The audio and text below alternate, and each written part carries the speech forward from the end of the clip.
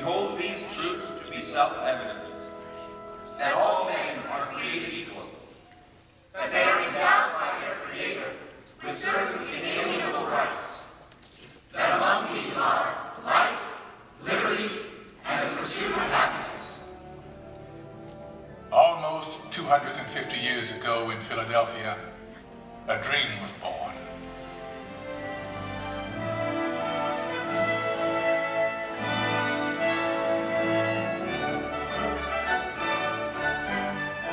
In a time of emperors and kings, it was an astounding revolutionary dream that we, the people, should choose our own leaders, that they should be one of us.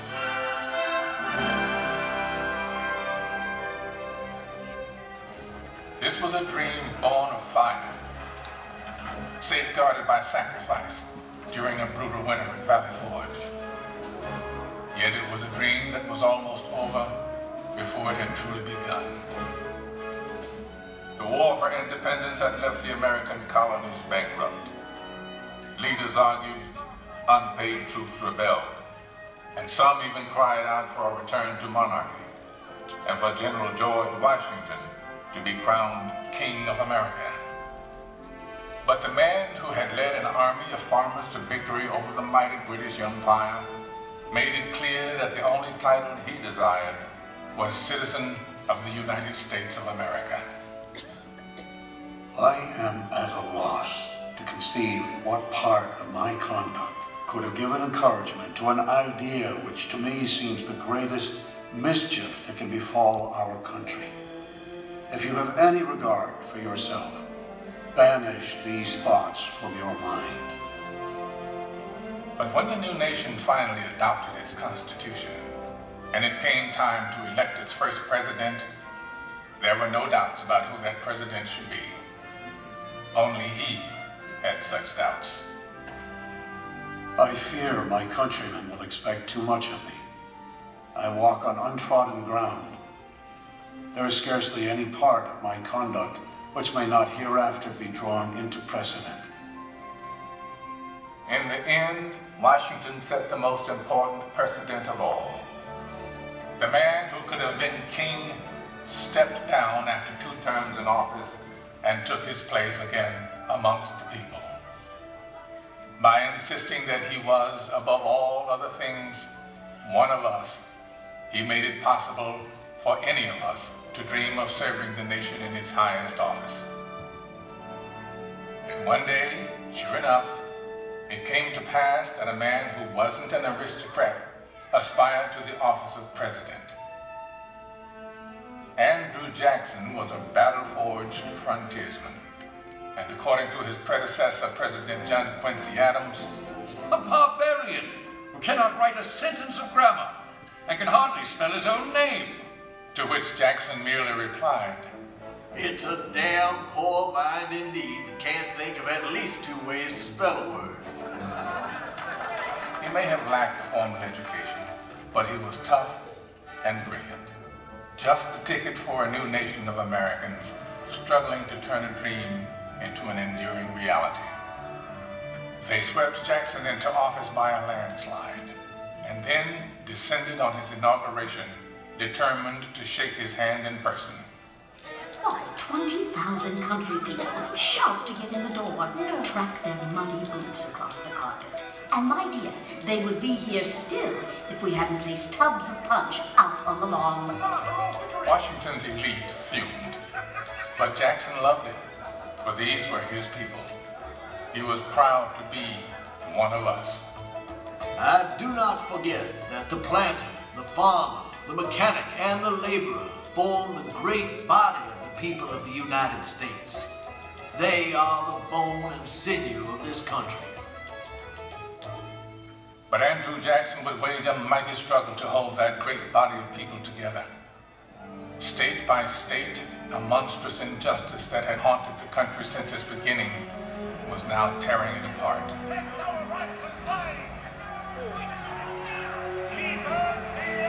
As civil war threatened, we searched deep in our heartland for a leader equal to the ordeal ahead. It was perhaps a vindication of the American dream that we found a plain-spoken, self-taught lawyer from Illinois whose campaign platform could be summed up in 5 simple words.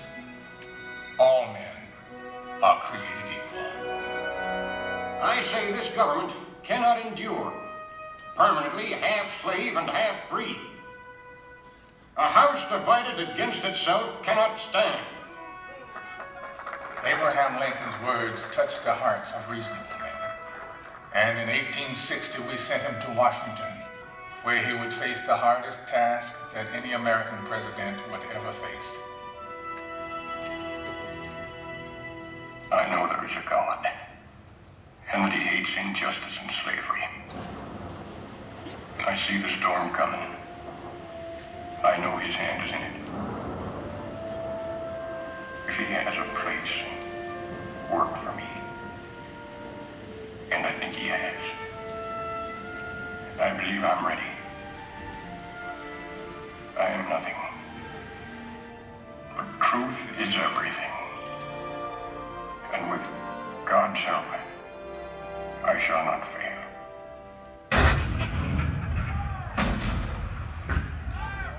April 12, 1861, Fort Sumter. The cannon spoke for war, bitter, violent, and devastating.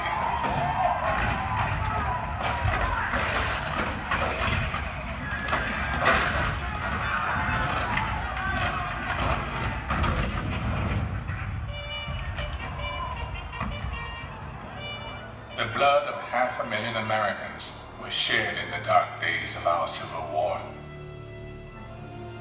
But as the sun rose on a cold November day in 1863, thousands of Americans gathered on the battlefield in Gettysburg to hear President Abraham Lincoln give meaning to our sacrifice.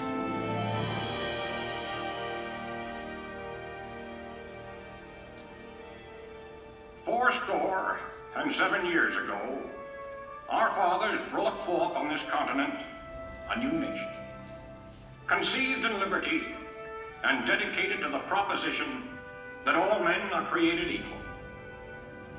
Now we are engaged in a great civil war, testing whether that nation or any nation so conceived and so dedicated can long endure. We are met on a great battlefield of that war. We have come to dedicate a portion of that field as a final resting place for those who here gave their lives, that that nation might live. It is altogether fitting and proper that we should do this. But in a larger sense, we cannot dedicate, we cannot consecrate, we cannot hallow this ground. The brave men, living and dead, who struggled here, have consecrated it far above our poor power to add or detract. The world will little note, nor long remember what we say here, but it can never forget what they did here. It is for us, the living, rather, to be dedicated here to the unfinished work which they who fought here have thus far so nobly advanced. It is rather for us to be here dedicated to the great task remaining before us, that from these honored dead we take increased devotion to that cause for which they gave the last full measure of devotion. That we here highly resolve that these dead shall not have died in vain, that this nation, under God, shall have a new birth of freedom, and the government of the people, by the people, for the people, shall not perish from the earth.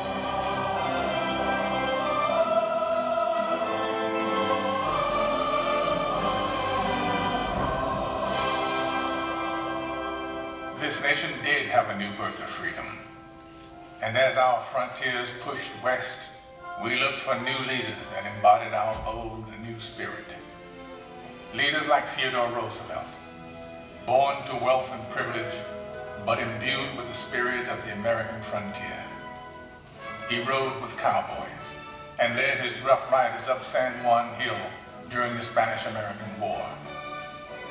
This kind-hearted, tough guy fought against monopolies and for the working class. We called him Teddy. Anything else would have been far too formal. He even refused to call his official residence the Executive Mansion. To him, it was just a house. It was just a White House. And so, it would always be called. 3 decades later, his distant cousin Franklin Delano Roosevelt would occupy that same White House and lead the country through its hardest trials since the Civil War. A world war was looming, and the Great Depression had paralyzed a great nation. The president we called upon to lead us through those hard times was himself paralyzed by polio. But with determined optimism, he had triumphed. And now he was ready to share his cheerful strength with a badly frightened people. During FDR's fireside chats on the radio, entire cities came to a standstill and listened. Of the people themselves. Let us unite in banishing fear. Together, we cannot fail.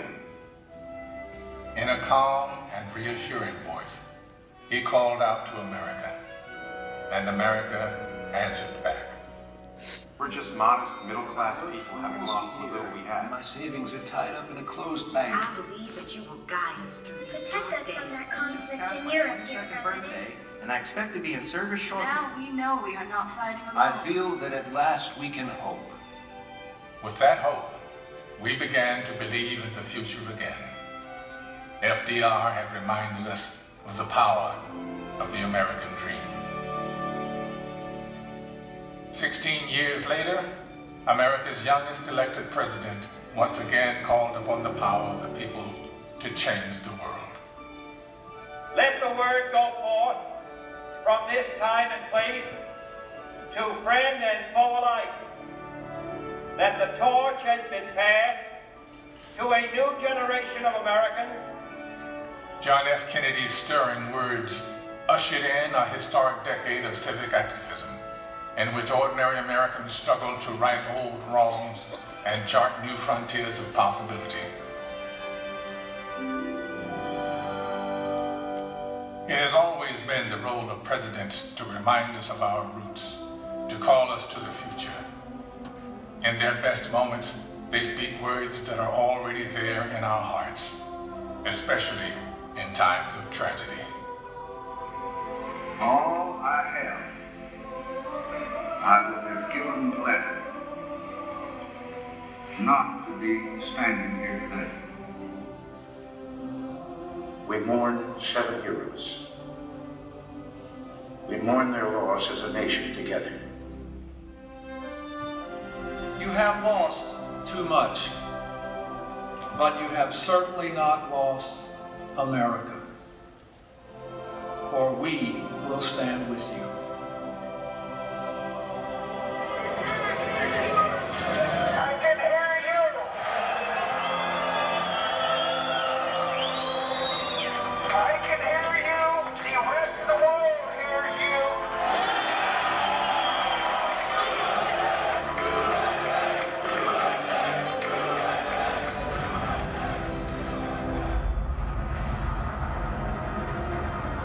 Nothing ends here.